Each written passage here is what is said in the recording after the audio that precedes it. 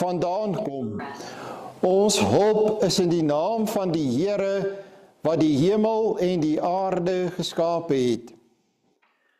Genade en vrede vir julle van hom wat is en wat was en wat kom, en van die 7 geeste wat voor sy troon is, en van Jesus Christus, die getroue getuie, die eersgeborene uit die dode, en die owerste oor die konings van die aarde. Amen. Ons sing saam Psalm 84 vers 1 en vers 2.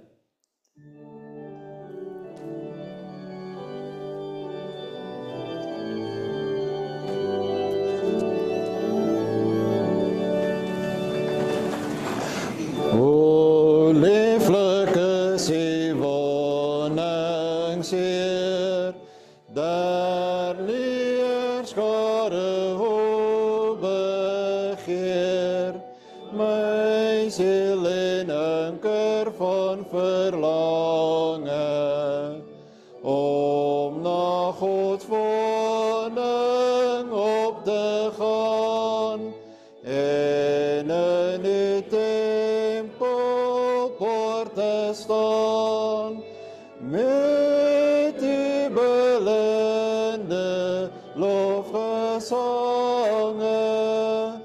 my hart en vlees wat roep luid, tot die wat leef verlangend uit.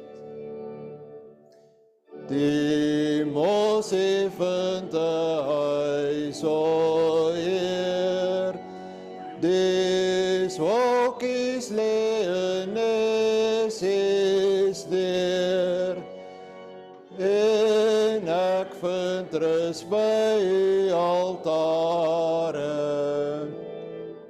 waar u vir my 'n woning maak, en u my koning, my bewaak. Gedigte Heerder, leerskare,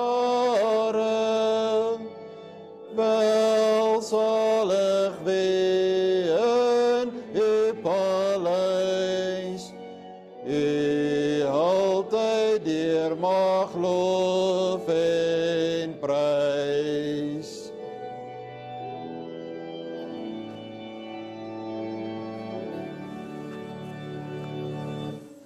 Kom ons bely ons geloof aan die hand van die geloofsbelijdenis wat by Nicea opgestel is. Ons glo in een God, die almagtige Vader, die skepper van hemel en aarde, van alle sigbare en onsigbare dinge, en in een Here Jesus Christus, die eniggebore Seun van God, voor al die eeue uit die Vader gebore. Hy is God uit God, lig uit lig, ware God uit ware God, gebore, nie gemaak nie, een in wese met die Vader, deur wie alles tot stand gekom het. Hy het terwille van ons mense en ons saligheid uit die hemel neergedaal, en het deur die Heilige Gees uit die maagd Maria vlees geword. Hy het mens geword. Onder Pontius Pilatus is hy gekruisig. Hy het gelei en is begrawe. Op die 3de dag het hy volgens die skrifte opgestaan, en hy het na die hemel opgevaar. Hy sit aan die regterhand van die Vader, en hy sal met heerlikheid terugkom om die lewendes en die dooies te oordeel. Aan sy koningskap sal daar geen einde wees nie. Ons glo in die Heilige Gees, wat Here is en lewend maak. Hy gaan van die Vader en die Seun uit, en hy word saam met die Vader en die Seun aanbid en verheerlik. Hy het deur die profete gespreek. Ons glo aan een heilige, algemene en apostoliese kerk. Ons bely een doop tot vergifnis van sondes. Ons verwag die opstanding van die dooies en die lewe van die toekomstige bedeling. Amen.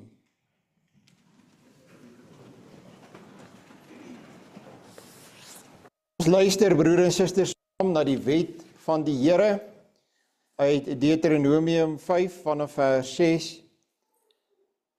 Ek is die Here jou God wat jou uit Egipte, uit die plek van slawerny bevry het. Jy mag naas my geen ander gode hê nie.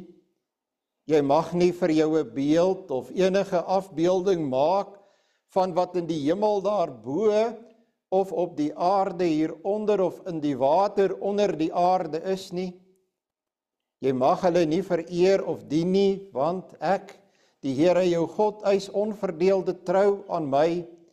Ek reken kinders die sondes van hulle vaders toe, selfs tot in die 3de en 4de geslag van die wat my haat, maar ek betoon my liefde tot aan die 1000ste geslag van die wat my liefhet en my gebooie gehoorsaam.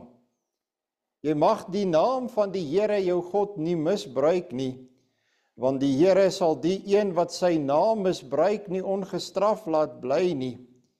Jy moet die Sabbatdag so deurbring dat jy dit heilig hou, soos die Here jou God jou beveel het. 6 dae moet jy werk en alles doen wat jy moet, maar die 7de dag is die Sabbat van die Here jou God. Dan mag jy geen werk doen nie, nie jy of jou seun of jou dogter, of die man of vrou wat vir jou werk, of jou bees of jou donkie of enige dier van jou, of die vreemdeling by jou, sodat jou werksmense kan rus soos jy. Jy moet daaraan dink dat jy in Egipte 'n slaaf was, en dat die Here jou God jou deur sy groot krag en met magtige dade daaruit bevry het. En daarom het die Here jou God jou beveel om die Sabbatdag te onderhou. Eer jou vader en jou moeder, soos die Here jou God jou beveel het, dan sal jy 'n lang lewe hê en sal dit goed gaan met jou in die land wat die Here jou God vir jou gee.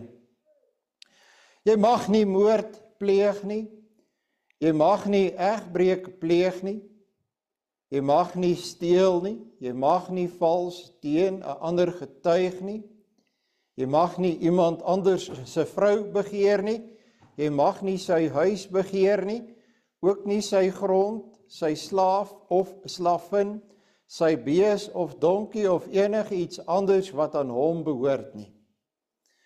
Psalm 139 verwoord dat God ons tot in ons diepste wese deur en deur sien en ken, weet wat in ons aan die gang is. Kom ons sing saam vers 11 en 12, ek wys weer vir u as u kan staan.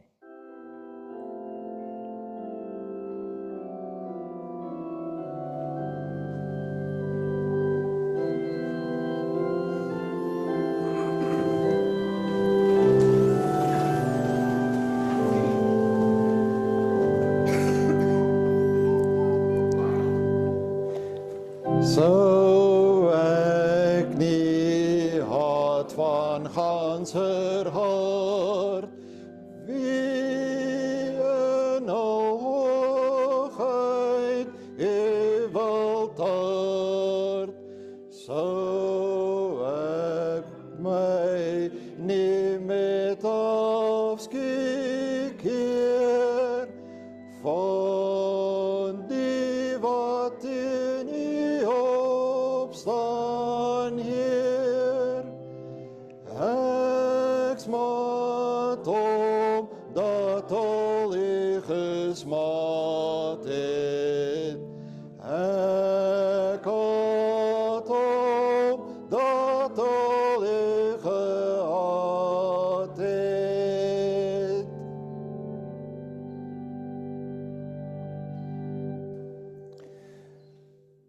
Deur grond, o Heer, en kennis word, verborge dieptes van my hart, of diep in my waar ek kan lees, skandelike weg mag wees, en lei voortaan my wankele skrede, doch op die weg van ewige vrede.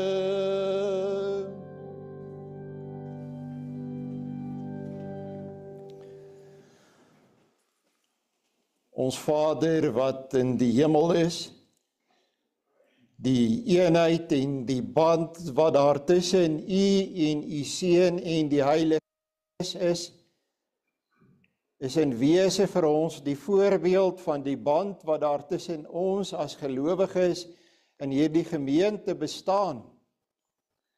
Daardie volmaakte liefde wat daar tussen U as Vader, Seun en Heilige Gees is, wys ook vir ons hoe dat ons mekaar moet lief hê, hoe dat ons met mekaar moet meeleef, hoe dat ons vir mekaar moet omgee en na mekaar moet kyk. En ons bid, Here, dat U sal gee dat elkeen in die gemeente beleef liefde, dat elkeen in die gemeente voel dat hy is en sy is deel van U gemeente, U kerk. Gee, Here, dat ons sal besin oor hierdie volmaakte verhouding tussen die drie persone in U eenheid. Dat ons krities na onsself sal kyk en sal dink, waar ons meer kan wees en meer kan beteken vir medegelowiges. Dat ons as 'n gemeente daarna sal strewe dat ons die beeld sal vertoon van ons drie-enige God. Want ons wil U in hierdie wêreld eer. Aan U kom toe die eer en die lof, want U is vir ons 'n wonderlike en heerlike misterie. Ons kan U nie deurgrond nie. Ons kan dit verwoord, ons kan sê dat U drie persone in een wese is, maar dit is ver bokant ons menslike verstand en vermoë uit. En ons aanbid U in hierdie waarheid waarin U Uself aan ons geopenbaar het. Ons besef net ook weer hoe klein en nietig ons voor U is, want U is veel meer gecompliseerd as wat enige van ons is. Ja, hoe wonderlik is dit dat U aan ons bekend gemaak het, want wat sou ons van U kon weet of verstaan of ontdek op ons eie, as U nie na ons toe gekom het en vir ons vertel het wie U is nie. Gee dat ons ook 'n duidelike beeld van U werking in U kerk, in hierdie bediening van U woord sal sien. Dat ons weer onder die indruk sal kom van U grootheid en U almag. Dat ons verdwaas sal wees. Dat ons sprakeloos voor U sal staan oor dit wat U van U grootheid aan ons openbaar. Maar dat ons uiteindelik tog wel woorde sal kan vind om U te eer. Laat U woord tog net nie by ons verbygaan nie. Ons dank U, Here, dat U ons gebede verhoor het vereen. Ons bid dat U vir ons in ons omgewing en ook in ons land tog wel 'n goeie jaar sal skenk. Ons weet, Here, dat U bestuur alles in hierdie wêreld. En ons berus by U wil. Here, sorg U vir ons, soos wat U wil en soos wat U weet ons nodig het. Ons bid dat U ons sonde sal vergewe, nie op grond van wie ons is of wat ons doen of wat ons bereik nie, maar ons vra dat U ons sonde sal vergewe alleen op grond van die offer van U Seun, ons Here Jesus Christus. In sy naam bid ons gebed. Amen. Geliefde broer en suster, ek lees vir u uit Johannes hoofstuk 6 uit die 53 Afrikaanse vertaling. Ons begin lees in vers 22. Ek sal probeer om met beklemtoning van my stem vir u sekere belangrike goed uit te wys, wat 'n deurlopende lyn is. U kan maar let daarop dat die Jode vra vir 'n teken, dat die Here dan met hulle praat oor die brood, nadat hulle melding gemaak het van die manna in die woestyn, en dan dui hy homself by herhaling aan as dat hy die brood uit die hemel is, die ware brood wat die ware lewe gee. Die volgende dag sien die skare wat oorkant die see gestaan het, dat daar geen onderskeid was nie, behalwe daar die een waarin sy disippels gegaan het, en dat Jesus nie saam met sy disippels in die skuit gegaan het nie, maar dat sy disippels alleen weggevaar het. Maar ander skuite het van Tiberias aangekom, naby die plek waar hulle die brood geëet het, nadat die Here gedank het. Toe die skare dan sien dat Jesus nie daar was nie en sy disippels ook nie, het hulle self ook in die skuite geklim en na Kapernaum gegaan om Jesus te soek. En toe hulle hom oorkant die see gevind het, sê hulle vir hom, Rabbi, wanneer het u hierheen gekom? Jesus antwoord hulle en sê, Voorwaar, ek sê vir julle, julle soek my nie omdat julle tekens gesien het nie, maar omdat julle van die brode geëet en versadig geword het. Moenie werk om die spys wat vergaan nie, maar om die spys wat bly tot in die ewige lewe, wat die Seun van die mens julle sal gee, want hom het God die Vader verseël. Toe vra hulle hom, wat moet ons doen om die werke van God te volbring? Jesus antwoord en sê vir hulle, dit is die werk van God dat hy gestuur het. Hulle sê vir hom, watter teken doen u? Sodat ons kan sien en u glo, wat werk u? Ons vaders het die manna in die woestyn geëet, soos geskrywe is, hy het brood uit die hemel aan hulle gegee om te eet. En Jesus sê vir hulle, Voorwaar, ek sê vir julle, dit is nie Moses wat die brood uit die hemel aan julle gegee het nie, maar my Vader gee julle die ware brood uit die hemel. Want die brood van God is hy wat uit die hemel neerdal en aan die wêreld die lewe gee. Toe sê hulle vir hom, Here, gee ons altyd hierdie brood. En Jesus sê vir hulle, ek is die brood van die lewe. Wie na my toe kom sal nooit honger kry en wie in my glo sal nooit dors kry nie. Maar ek het vir julle gesê dat julle my gesien het en tog glo julle nie. Al wat die Vader my gee sal na my toe kom. En ek sal hom wat na my toe kom nooit uitwerp nie. Want ek het uit die hemel neergedaal nie om my wil te doen nie, maar die wil van hom wat my gestuur het. En dit is die wil van die Vader wat my gestuur het, dat al wat hy my gegee het, ek daarvan nie sal verloor nie, maar dit opwek in die laaste dag. En dit is die wil van hom wat my gestuur het, dat elkeen wat die Seun aanskou en in hom glo, die ewige lewe mag hê. En ek sal hom opwek in die laaste dag. Toe murmureer die Jode oor hom, omdat hy gesê het, ek is die brood wat uit die hemel neergedaal het. En hulle sê, is hy nie Jesus, die seun van Josef, wie se vader en moeder ons ken nie? Hoe sê hy dan, ek het uit die hemel neergedaal? En Jesus antwoord en sê vir hulle, moenie onder mekaar murmureer nie. Niemand kom na die Vader toe, niemand kan na my toe kom as die Vader wat my gestuur het, hom nie trek nie, en ek sal hom opwek in die laaste dag. Dit is geskrywe in die profete, en hulle sal almal deur God geleer wees. Elkeen dan wat dit van die Vader gehoor en geleer het, kom na my toe. Nie dat iemand die Vader gesien het nie, behalwe hy wat van God kom. Hy het die Vader gesien. Voorwaar, ek sê vir julle, wie in my glo, het die ewige lewe.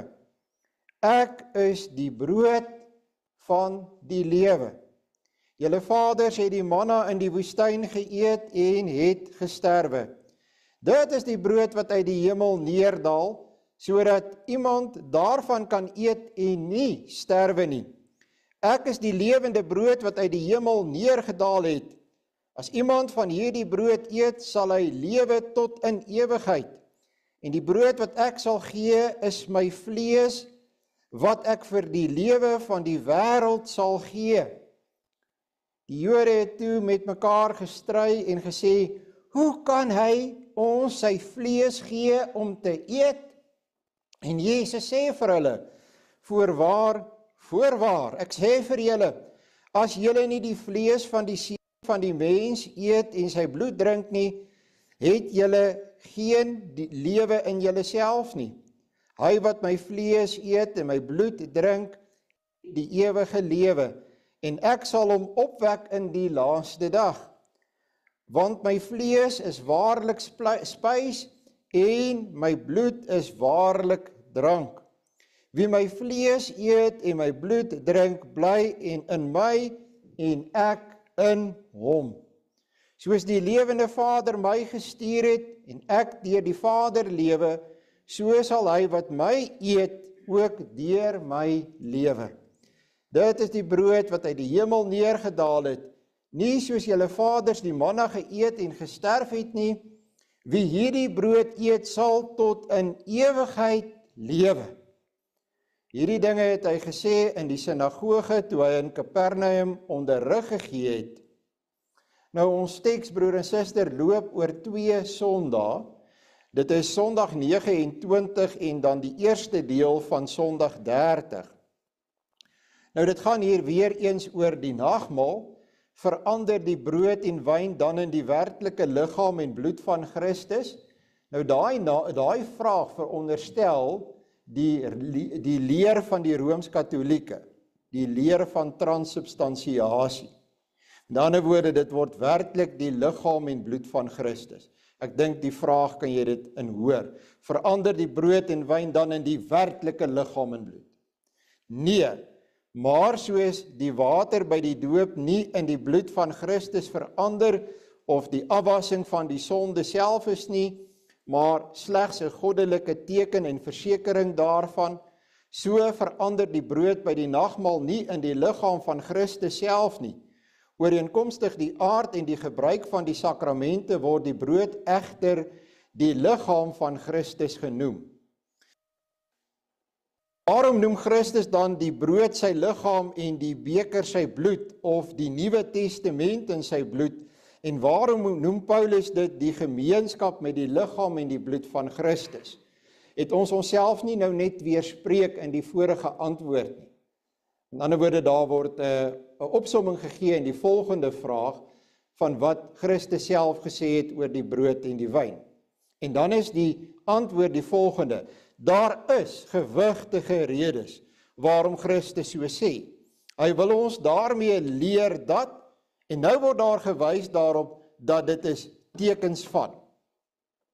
En let op die woorde soos en so. In ander woorde, tekens van. Dit verwys na 'n ander saak. Soos brood en wyn die tydelike lewe onderhou, so voed sy gekruisigde liggaam en gestorte bloed as die egte voedsel en drank ons siele vir die ewige lewe. Verder, daar kom nou nog 'n punt. Verder sê, hier's nog 'n punt. Wil hy ons deur hierdie sigbare tekens en waarborge, nou daar 'n woord bygekom. By tekens het die woord waarborg bygekom. Waarborg is seël. Waarborg is kwitansie. Waarborg sê dit is verseker so. Veral verseker. Nou word daar nie meer gepraat van so en soos nie. As jy praat van 'n waarborg, dan begin jy nou praat van verseker. Dit is definitief so. En waarborge veral verseker dat ons net so seker deur die werking van die Heilige Gees aan sy ware liggaam en bloed deel kry, as wat ons hierdie heilige tekens met die liggaamlike mond tot sy gedagtenis ontvang. Hy verseker ons ook dat al sy lyding en gehoorsaamheid so seker ons eie is, asof ons self in eie persoon alles gelei en die skuld vir ons sondes aan God ten volle betaal het. Wat is die onderskeid? Nou dit is nou eintlik logies. Jy kan die vraag eintlik verwag het. So wat is nou die verskil? Wat is die onderskeid tussen die Romeinse mis en ons siening van die nagmaal? Die nagmaal betuig aan ons. Betuig sê getuig. Die nagmaal maak duidelik, leer ons, dat ons volkome vergewing van al ons sondes het, terwille van die enige offer van Jesus Christus, wat hy self eens en vir altyd aan die kruis volbring het. En dat ons deur die Heilige Gees in Christus ingelei word, wat nou na sy menslike natuur, dis nie 'n nuwe saak nie. As jy die transubstansiasie leer verstaan, het hulle gesê Christus is ewe skielik op die aarde in brood en wyn. Nou kom ons in die antwoord ons sê nee, hy is na sy menslike natuur in die hemel, aan die regterhand van die Vader, en daardeur ons aanbid word. Ons gaan nie brood en wyn hier op aarde aanbid nie.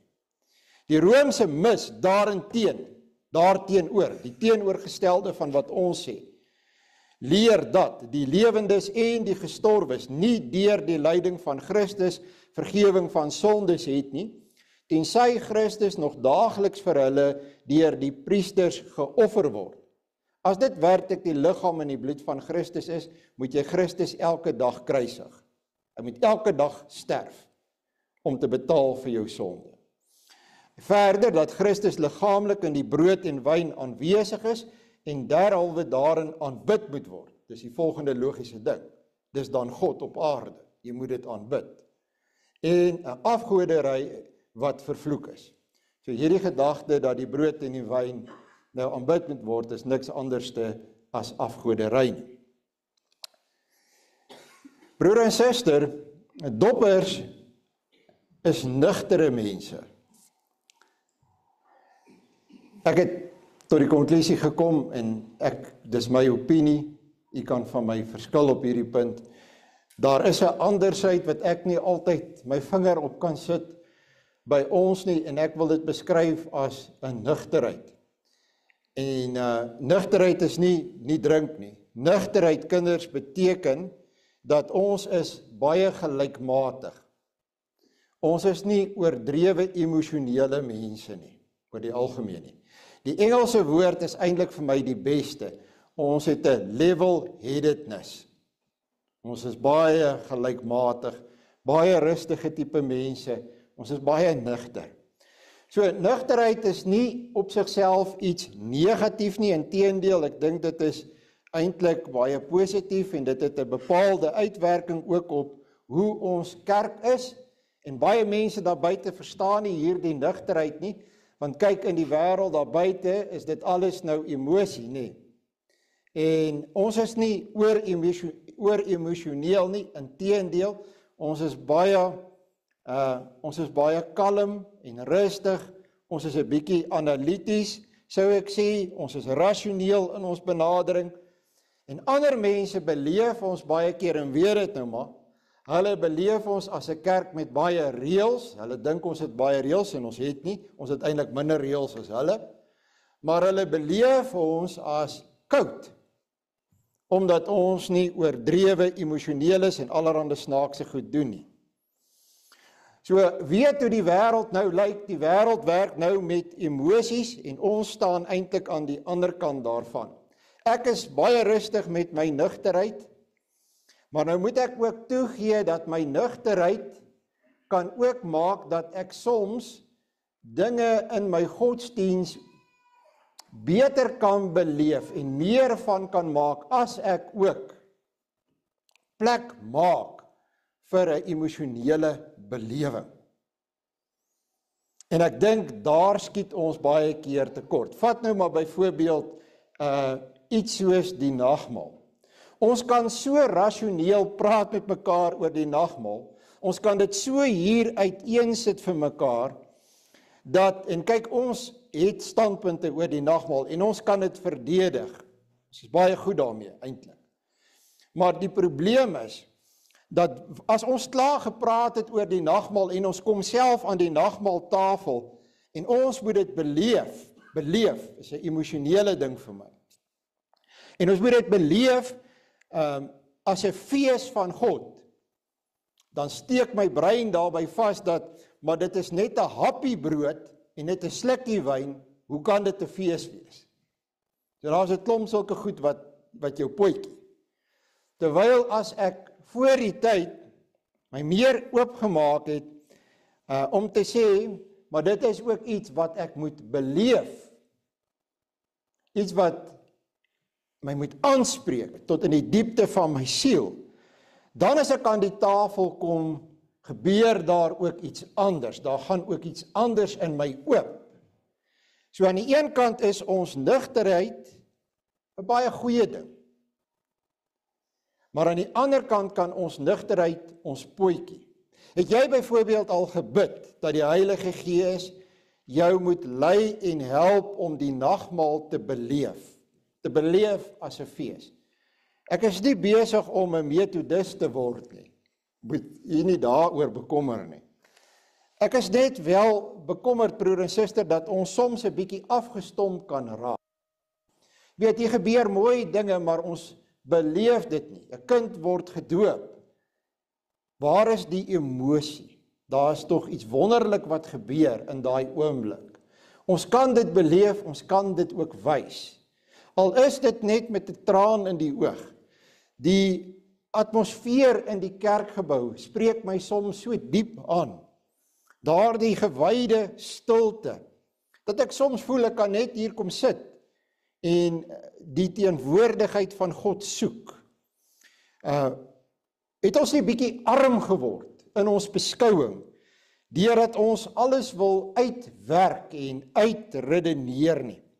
Ek dink u verstaan wat ek probeer vir u sê. Nagmaal is dus nie 'n stukkie breingimnastiek wat ek en jy moet doen nie. Dis nie 'n klomp leerstellings wat ons onder die knie moet kry en wat ons kinders moet leer in die katekisasie en die ouderlinge ondervra hulle daaroor. En nou weet ons, hierdie kind is gereed om nagmaal te vier nie. Die punt is ook, kan hierdie kind beleef wat daar aan die nagmaaltafel gebeur? En sien hulle dit ook by ons?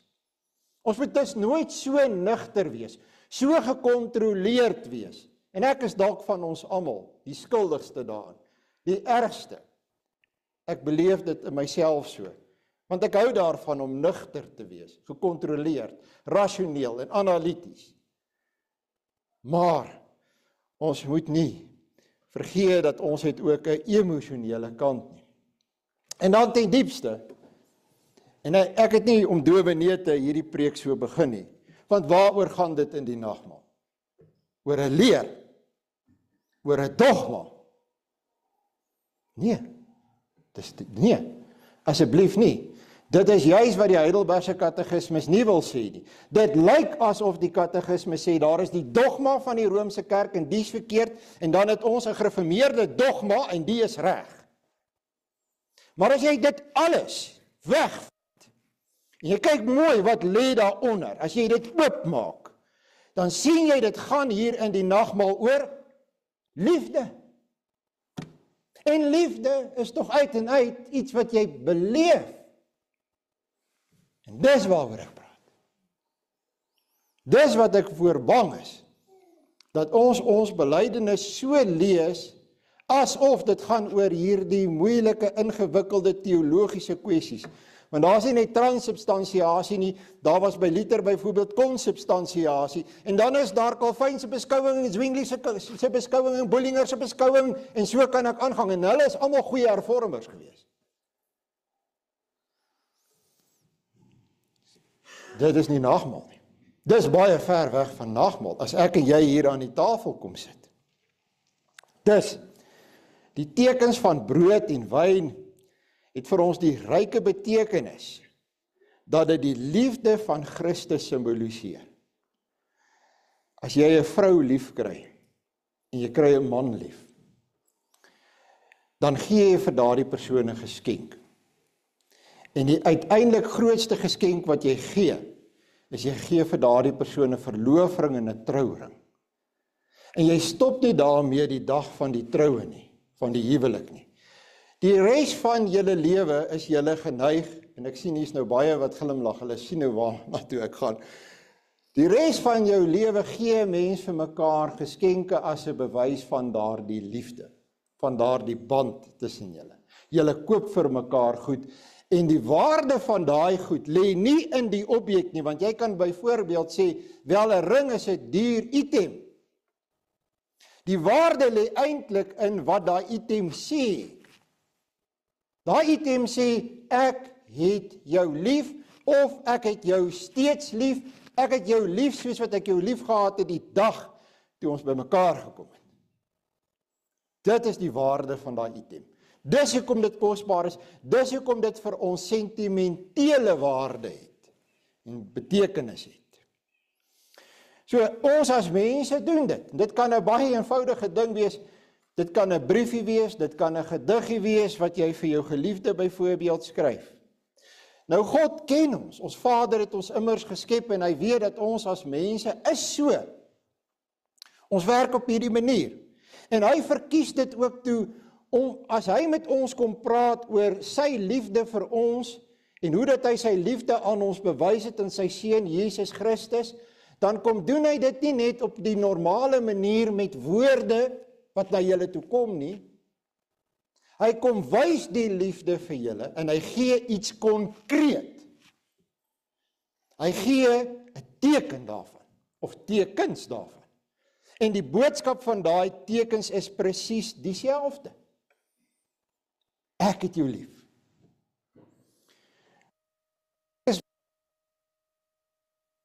Mense dink nie so nie.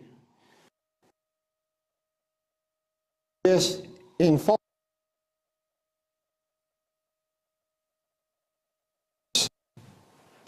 Hier's mense wat bitter eensaam is in die gemeente. Wat vir jou sal sê, maar aanvaarding. Staan nie binne die kring nie. Dit voel vir my dat mense sien my nie raak nie. Dit voel vir my asof mense gee nie vir my om nie. Selfs in die gemeente. Is daar mense wat so voel, ek werk met hulle. En baie mense dink, maar dominee, dit is jou verantwoordelikheid om te gaan tee en koffie drink by hulle. Nee, jammer broer en suster. Dit is nie my verantwoordelikheid. My verantwoordelikheid is, ek is VDM, Verbi Dei Minister. Dit beteken, ek is bedienaar van die goddelike woord. Dit beteken, ek moet voorberei, ek moet die woord reg kry en ek moet hom bedien. Dis my werk. En ja, ek sal mense besoek en die woord bedien.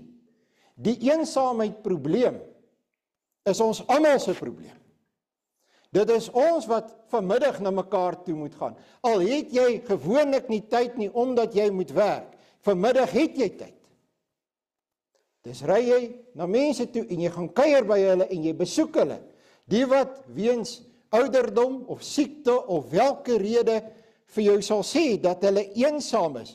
Dit is die besondere roeping van die diakens in die gemeente. God wil hê dat ons die liefde wat hy vir ons gegee het en waarvan ons seker is met ander mense moet deel. Gaan kyk 'n bietjie na 1 Johannes 4 vers 19 waar ons sê, ons het hom lief gehad omdat hy ons eerste lief gehad het. 1 Johannes 4 vers 19. Ons het hom lief gehad omdat hy ons eerste lief gehad het. Waar daar liefde is en daar sekerheid van liefde is dit wonderlik en is dit lekker om daar te wees. Dis dieselfde in 'n mens se huis. As daar liefde is tussen 'n man en 'n vrou, gaan jy graag huis toe. As daar 'n bekleierery is, wil jy nie huis toe gaan nie. As daar liefde in 'n huis is die kinders in daardie huis gelukkig, al het hulle nie die nuutste seltelefoon nie. As daar liefde in 'n huis is, dan is almal tevrede en gelukkig. Kinders wat geliefd voel, word volwassenes wat kan lief hê. wat hulle eie kinders kan lief hê. Hulle word suksesvolle volwassenes, nie omdat hulle soveel geld bymekaar maak nie, maar omdat hulle so 'n verskil maak in hierdie wêreld tot die eer van God. In die opvoeding van ons kinders is die belangrikste ding wat jy vir 'n kind moet leer, ek het jou lief. As jy jou kind groet, dan sê jy, ek het jou lief. Kom ek wys vir jou, ek het jou lief. Meer as om al die goed vir hulle in die wêreld te probeer gee. As jy jou man of jou vrou groet, dan sê jy, ek het jou lief, want ek weet nie of ek jou weer sien nie. Hierdie gemeente is die huisgesin van God. God sê in 1 Johannes 4 vers 19, ek het na julle toe gekom en vir julle gesê, ek het julle lief. Wat maak julle met my liefde? As God vir my sê, hy het my lief, broer en suster, dit verander alles. Dit verander my hele lewe. Dit beteken ek is nie meer alleen nie. Dit beteken God gee aan my die versekering wanneer ek aan die tafel kom, hoor ek eintlik net hier die een ding wat hy vir my sê. Ek hoor nie allerhande ingewikkelde, dogmatiese kwessies oor die nagmaal nie. Ek hoor nie iets oor die saak van dat dit is 'n geslote nagmaaltafel nie. Ek hoor God kom en hy sê vir my, ek het jou lief. En ek sê, Here, dankie. Want die wêreld wat ek moet in leef is 'n liefdelose plek. Hierdie wêreld is 'n verskriklike plek. En baie keer voel ek alleen en baie keer voel ek bang. Baie keer voel ek almal kyk my mis en baie keer voel ek kan nie meer nie. Maar dit maak 'n groot verskil as u vir my kom sê, u het my lief. Want dan vervaag al die ander goed wat my so bang maak, wat my so ongelukkig maak, dit maak nie meer soveel saak nie. Want u kom sê vir my, ek het jou lief. Het God jou lief? Ek weet God het my lief. Ek vra vir jou nou 'n persoonlike vraag. Weet jy dat God het jou lief? Glo jy dat God het jou lief? Kom ek gee vir jou 'n vers. Kyk of jy jou naam kan hoor in hierdie vers. Dis die katekisasie klasvers. Johannes 3 vers 16 en 17. Want so lief het God die wêreld gehaat, dat hy sy eniggebore seun gegee het, sodat elkeen wat in hom glo, nie verlore sal gaan nie, maar die ewige lewe kan hê. Want so lief het God die wêreld gehaat. Het jy nie jou naam daar gehoor nie? Ek hoor jou naam daar. Ek hoor jou naam daar. Ek hoor jou naam in, want so lief het God die wêreld gehaat. Is jy nie deel van die wêreld nie? Jy kan deel wees van die wêreld wat God lief het. Maar jy moet dit ook erken en jy moet ook jou naam daar hoor. Baie keer vind ek dis die probleem met mense. Hulle dink net God het ander mense lief. Maar hoekom sit jy dan aan die nagmaaltafel? Want dit is presies die plek waar God soos met 'n trouring vir jou kom sê, jy persoonlik moet weet, ek het jou lief. Dis my boodskap vir jou. Ek wys dit vir jou. My liefde vir jou het behels dat ek my seun gegee het as 'n verlosser vir jou. Dit is waaroor dit hier gaan. En ek sê vir jou, hard en duidelik, ek het jou lief. Die mens, meen ek, broer en suster, soek net hierna. Dit is die diepste behoefte wat die mens het, is die liefde, en die spesifiek die liefde van God. As jy 'n kind nie lief het nie, maar as daardie kind die hele tyd net hoor, en ek hoop nie u hoor die preke so nie.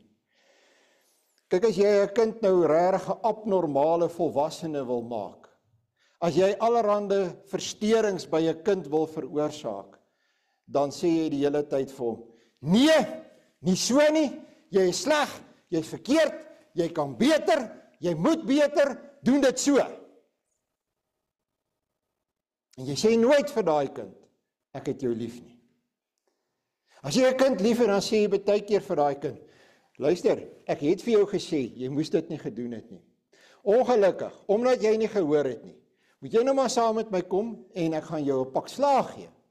En dan gaan jy onthou dat ek het vir jou gesê, jy moes dit nie gedoen het nie. En verstaan jy hoekom sê ek vir jou, dat jy moes dit nie gedoen het nie, want dit is gevaarlik. Dis ook liefde. En so werk God ook met jou en met my. So 'n mens kan hierdie punt in die lewe baie maklik verkeerd lees of verkeerd verstaan, en dis die tragiek van die Romeinse mis. Hoeveel Rooms-Katolieke is daar in die wêreld, weet julle? Gereformeerdes, ek dink nie ons is 100,000 in Suid-Afrika nie, hoor. Ek is nie seker nie. So nou dink ek weet dit, maar ek weet dit nie. Hoeveel Rooms-Katolieke is daar in die wêreld? Hulle reken 1,4 biljoen. 1,4 biljoen. Dis tragies. Wat 'n geleentheid word hier nie gemis nie. Mense wat moet hoor aan die tafel van die Here, ek het jou lief, hoor nou, jy is nie goed genoeg nie, jy moet beter, jy moet presteer, jy moet jouself red, jy moet onder andere die mis vier om 'n bydrae te maak sodat jy beter kan wees, sodat jy gered kan word, wel hopelik. Maar hulle hoor nie, ek het jou lief nie. Onder andere, een van die goed wat jy nou nog moet doen is, aanbid brood en wyn, sê vir jou brein, dat dit wat jou brein sien, wat brood en wyn is nie brood en wyn nie, dis ewe skielik die liggaam en bloed van Christus, aanbid dit, sodat jy gered kan word. Ja, dit klink soos 'n slegte ouer, wat sy kind net rondruk en pluk, en die hele tyd vir hom vertel, wat is verkeerd, en wat moet gebeur, en wat nie deel is van jou lewe nie. Wat 'n geleentheid word nie gemis. Hoe kon die wêreld nie verander het as 1,4 biljoen mense geweet het en geglo het, God het hulle lief nie. Dink net, dit sou versekerde verandering gemaak het in hierdie wêreld.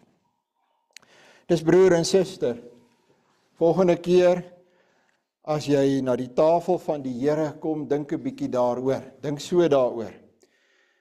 Dit is nie dat ons hier 'n beheptheid het met die nagmaal nie, en dat dit alweer oor die nagmaal gaan in ons belydenis nie.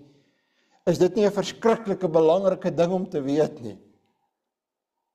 Ek het as kind geliefd gevoel, want my ouers het my geliefd laat voel. Dit het my gemaak wie ek vandag is. Ek kan self liefde gee. God kom en hy sê, ek het jou lief. Ek wys dit vir jou, ek demonstreer dit vir jou. Nog meer, ek sal in jou kom woon deur my Heilige Gees, dat jy kan weet, ek sal jou help om te glo in my liefde vir jou. Dink jy nie, jy moet die nagmaal so benader nie, en nie as 'n stuk dogmatiek nie, want dit is wat God eintlik vir jou wil sê. Dis sy boodskap vir jou, spesifiek vir jou. Amen. Kom ons sing saam. Psalm 84 vers 3.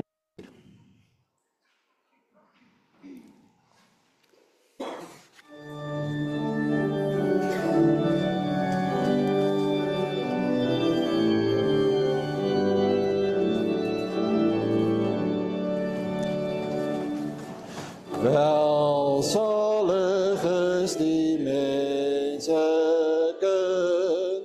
wat al sy sterkte nie mag vind, en op mag gaan na Sions hoogte, wanneer al ons van dors verkwyn, dan is die Heer self al fontein, waar dorslands mag van somerdroogte,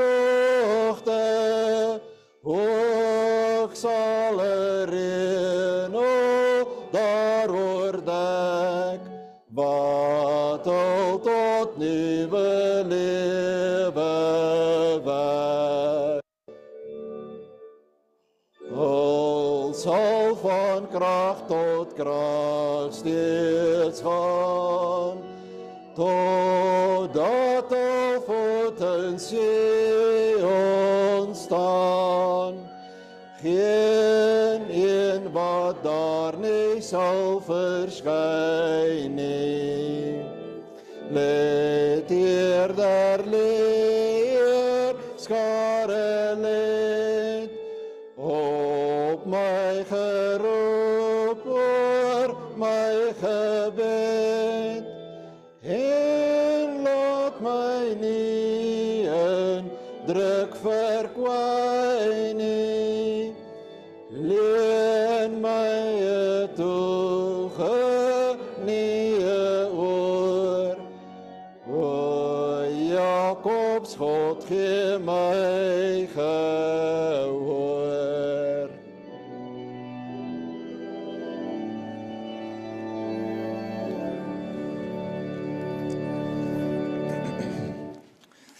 As jy nou KFC toe gaan,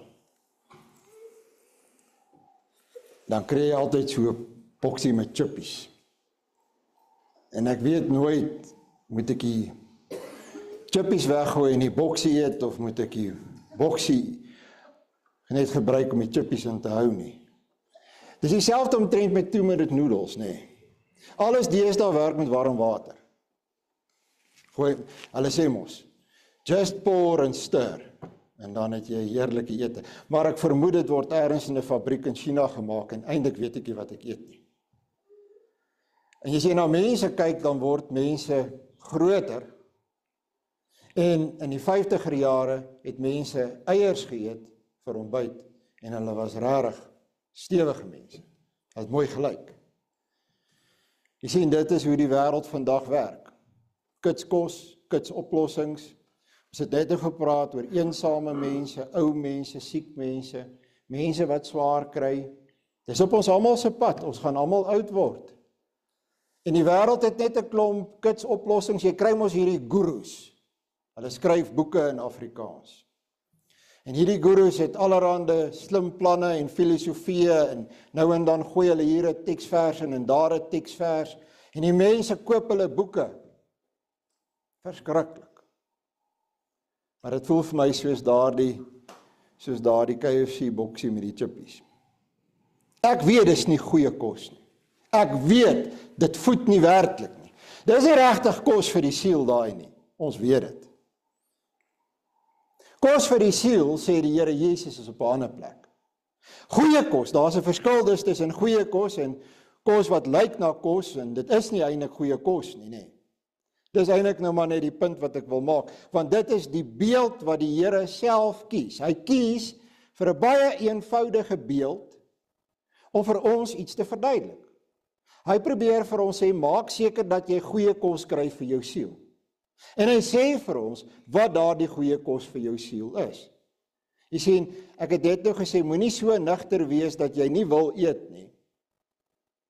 Jy moet hierdie goeie kos wat die Here vir jou gee, werklik in alle opsigte eet, deur dit ook te beleef. Die wêreld kom weg met daardie slegte kos, want dit laat jou gou versadig voel, maar net vir 'n rukkie. En kyk, die wêreld met sy gurus werk dieselfde. Jy kom eintlik agter, hulle glo nie meer in God nie. Vir jare het Sakkie Spanningberg geskryf, Christelike boeke geskryf, hoor jy, en hulle het baie van die goed verkoop. Hulle het eintlik ryk geword, dink ek, uit die goed. Toe later aan toe kom hy en toe sê hy, nee, wat hy bid nie eintlik meer nie. Hy sal miskien bid as daar 'n familiegeleentheid is aan tafel, net terwille daarvan dat almal kan voel, hulle is gemaklik, ons kan nou eet. Dis die probleem met die wêreld. Kitskos, kitsoplossings. En jy sit met mense wat nog steeds sit met hulle probleme. As jy God nie sien as die ware voedsel nie, vir jou siel nie. As jy nie dink dat die verhouding met God is die ware kos vir jou siel nie, dan is jou siel besig om te vermaar, en as jy geestelik uitgeteer, al lyk jy fisies hoe. Jy's besig om te kwyn. Jy's besig om die naaldstring met die bron van die lewe te knip. Die tekens van brood en wyn het vir ons die ryke betekenis dat dit die voedsel tot die lewe simboliseer. So hierdie tekens van brood en wyn sê, die verhouding met God. God is die ware kos. Die kos wat jou lewend hou. As jy nie hierdie kos daagliks eet nie, raak jy eensaam, raak jy depressief, raak jy moedeloos, word jy bang, voel jy jou lewe werk nie uit nie, begin jy dink aan selfmoord, begin jy dink aan hoe kan ek opgee, begin jy moeilikheid kry met al die ander mense rondom jou, word jy kwaad, vloek jy, skel jy, veg jy, is jy ongelukkig, maar is altyd ander mense, en jy gaan sien sielkundiges, en die sielkundiges is deel van die guru-netwerk. En die guru-netwerk sê, kom ons praat oor jou probleme. Vertel vir my van jou probleme. Is dit al jou probleme? Reg, betaal R2000 by die sekretaresse, ek sien jou volgende week weer. So, 3 sessies verder, wat is jou probleme? Vertel my van jou probleme. Is dit al jou probleme? Dink jy is besig om jou probleme op te los? Teen die 3de sessie sê jy vir jouself, maar hier gebeur niks. Ek praat oor my probleme. Ek is net besig met myself. Dit gaan nie beter nie. Gaan dit met jou al beter? Dink jy nog aan selfmoord? Nee. Nou, wat moet ek vir die man sê? Ek moet liewer sê nee, want dit aangaan nie. Ons is al R6000 verder. Maar ek voel nie beter nie. Hoekom nie? Want dit is kitskos. Dis die guru-netwerk. Daar is nie oplossings nie. Wil jy daai pad loop, broer en suster? Want baie goeie Christene dink dit is wat hulle moet doen. Hulle gaan maar by die dominee verby, want wat weet die dominee? En uiteindelik moet jy daar begin, want die dominee gaan vir jou sê, gaan terug na waar die ware kos is, gaan eet daarvan. Maak tyd, stop die res, maak tyd dat jy in verhouding met God kan kom. Ek is baie bly, ek het iets om vir mense te sê, dit wat daar 2000 jaar gebeur het buitekant Jerusalem se mure, dit wat ons nou in hierdie maand gaan gedenk, het vir my iets te sê vir daardie mens wat eensaam is, vir die ou mens, vir die siek mens, vir die depressieleier, vir die mens wat kwaad is. Ek het iets om vir hulle te sê, ek kan vir hulle sê, kyk na Christus, God het jou lief. Kyk na sy opstanding, jy kan anders wees, God kan jou verander. En dit, broer en suster, dink ek is die beste werk op aarde. Ek dink dis die wonderlikste roeping wat enige mens kan hê, want jy kan altyd hoop bring, jy kan vir mense konkrete oplossings gee, jy kan vir hulle sê, kyk op, sien God raak. Hy help, hy is daar, nie tydelik nie, nie net vir nou nie, hy is vir ewig daar. Hy gaan jou nie in die steek laat nie. Hy is die ware voedsel. Leef en beleef in 'n verhouding met hom. Hy kom sê vir jou net hierdie een lewensveranderende ding. Hy kom sê vir jou, ek het jou lief. Die Here Jesus gee vir ons die volgende belofte. Hy sê in Johannes 6, wie na my toe kom sal nooit honger kry nie, en wie in my glo sal nooit meer dors kry nie. Ek lees dit weer. Wie na my toe kom sal nooit honger kry nie, en wie in my glo sal nooit meer dors kry nie. Hier's 'n paar mense van ons gemeente, ek kan nie onthou wanneer laas het hulle nagmaal gebruik. Toe dink ek hulle het seker aan die vers gedink. Dink jy nie ook so nie? Want die Here sê, wie na my toe kom sal nooit honger kry nie, en wie in my glo sal nooit dors kry nie. So hulle dink toe hulle een keer nagmaal gebruik het, toe is dit nou klaar. Hulle hoef nie weer te kom nie. Moet wees. Maar dis natuurlik 'n verkeerde verstaan van die vers, jou lui sondige aard het jou nou verlei om te sê, wel ek was een keer daar, ek hoef nie weer te gaan nie. Probeer dit 'n bietjie. Middagete is gekanselleer. Om die waarheid te sê, kom ons kanselleer sommer vanaand se ete ook. En ontbyt môreoggend. En môremiddag se middagete ook. En dan kry ons mekaar môre aand hier by die kerk en kyk ons hoe gaan dit. Dit gaan nie goed gaan nie. Niemand hou op eet nie, behalwe as jy op 'n eetstaking is. Niemand hou op iets drink nie, dit is tog dwaas. Jy gaan dit nie doen nie. Nou dit is dieselfde met hierdie ewige lewe voedsel wat God vir ons gee. Jy kan nie net ewe skielik ophou nie. Jy moet dit gereeld gebruik sodat jou siel gevoed kan wees. So jy kan nie daai vers so verstaan nie. Die Here probeer sê, wat is die waarde daarvan? Hoe kragtig dit is.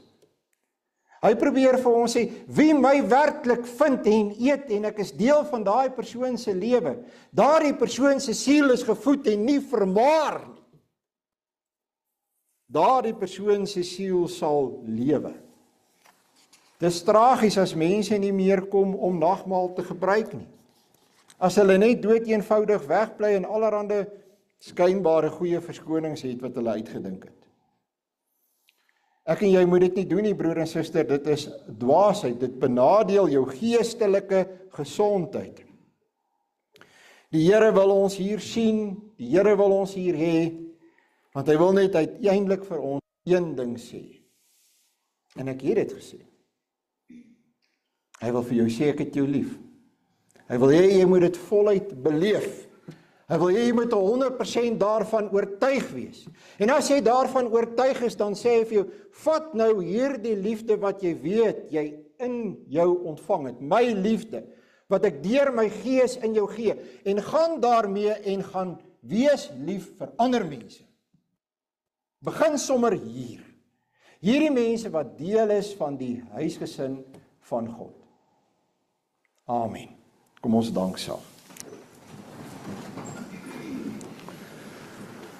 Ons Vader wat in die hemel is, baie dankie dat U vir ons die nagmaal beskik het deur U Seun. Dat U deur die nagmaal vir ons baie duidelik sê dat U ons liefhet. Dat U vir ons wys dat ons hierdie voeding daagliks nodig het en dat dit die wêreldse verskil in ons lewe maak. Laat ons nie inkoop op al die goedkoop kits wêreldse oplossings nie. Maar laat ons volhard in daardie verhouding met U. En ons hoef nie te wag nie, Here, vir een keer in 3 maande nie. U gee ook vir ons die ander genademiddel, U woord. U woord wat elke Sondag hier bedien word. U voed ons, U versterk ons siele. Ons bid daarom dat U woord in ons harte en lewens sal gebruik, maar bo alles sê ons vir U dankie vir die gawe van U woord, wat ons nou net ontvang het en waarvan ons ruim kon gebruik. Ons bid ons gebed in die naam van U Seun. Amen. Daar is geleentheid vir die diens van barmhartigheid.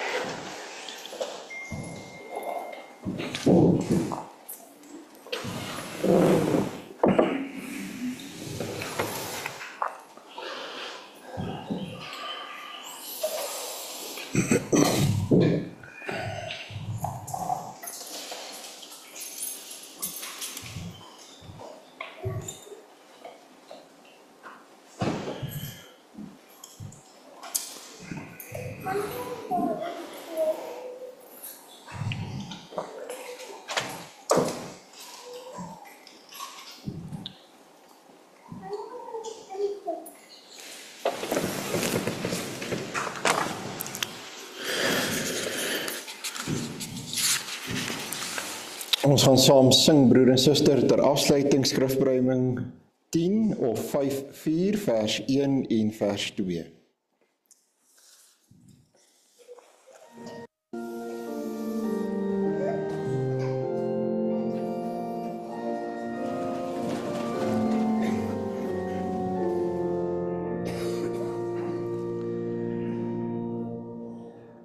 Wie kan ons voor die regterdag Gods uitverkore kind verklaag? Waar is die mond wat verdoem, as God sy kind regverdig noem?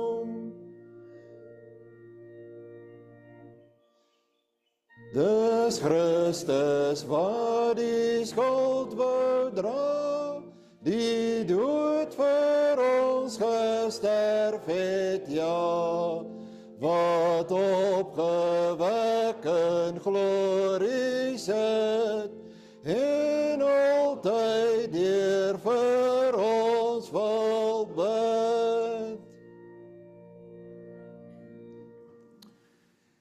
Die Here sal julle seën en julle beskerm. Die Here sal tot julle redding verskyn en julle genadig wees. Die Here sal julle gebede verhoor en aan julle vrede gee. Amen.